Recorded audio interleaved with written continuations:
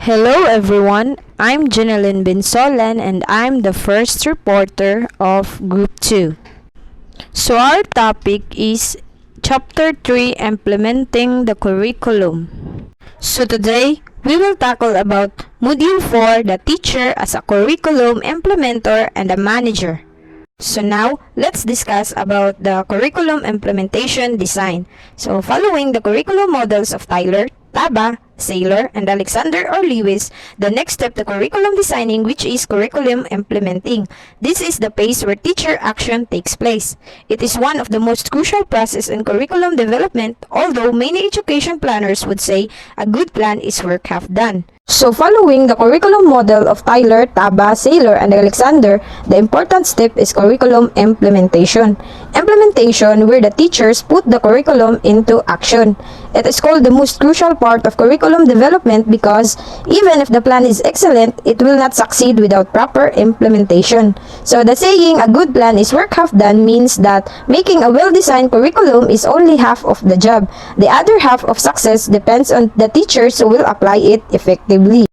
So next, curriculum implementation means putting into practice the written curriculum that has been designed in syllabi, course of study, curricular guides, and subjects. It is process wherein the learners acquire the planned or intended knowledge, skills, and attitudes that are aimed at enabling the same learners to function effectively in society.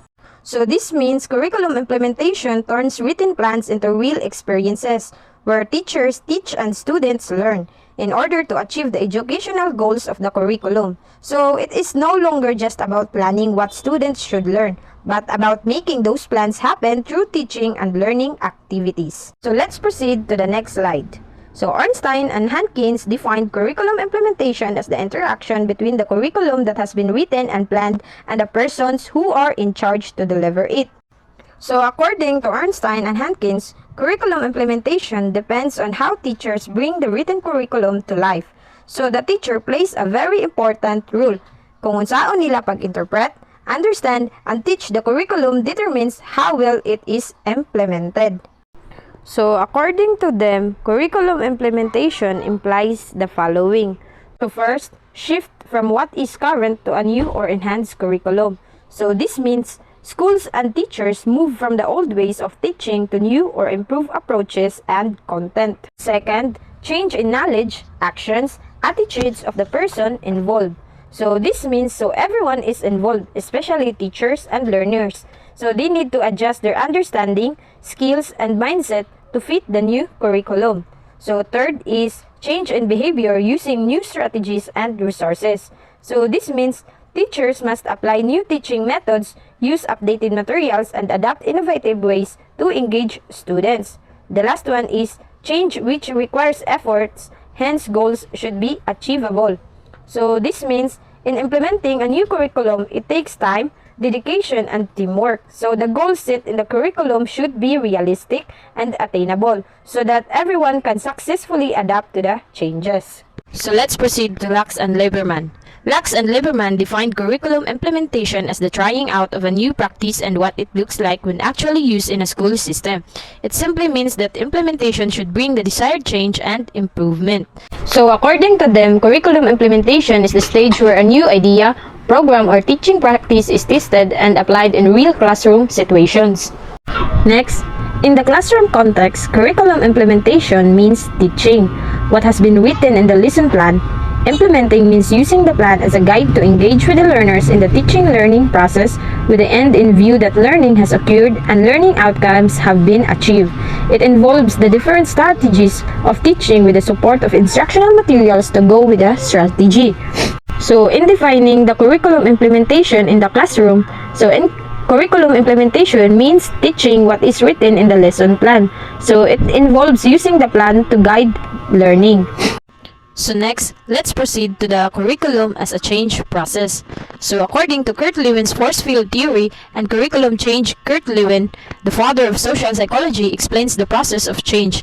So curriculum implementation can be understood as a change process because it involves transforming the planned or written curriculum into actual teaching and learning. So in the education landscape, there are always two forces that oppose each other, which is the driving force and the restraining force.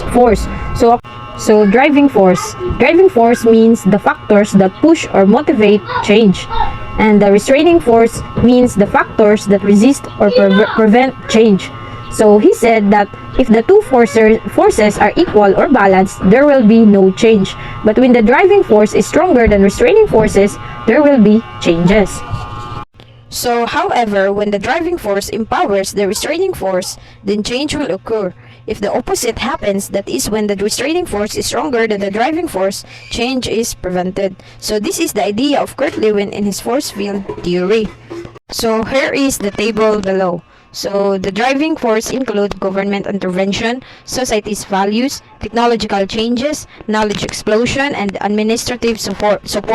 So in restraining force include fear of the unknown, negative attitude to change, tradition values, limited resources, and obsolete equipment. So if kaning duwa, balance siya, so walay changes nga mahitabo. So if ever kung ang driving force mas taas sa restraining force, so naay posibilidad nga ma-change ang ug ma-prevent ang new curriculum.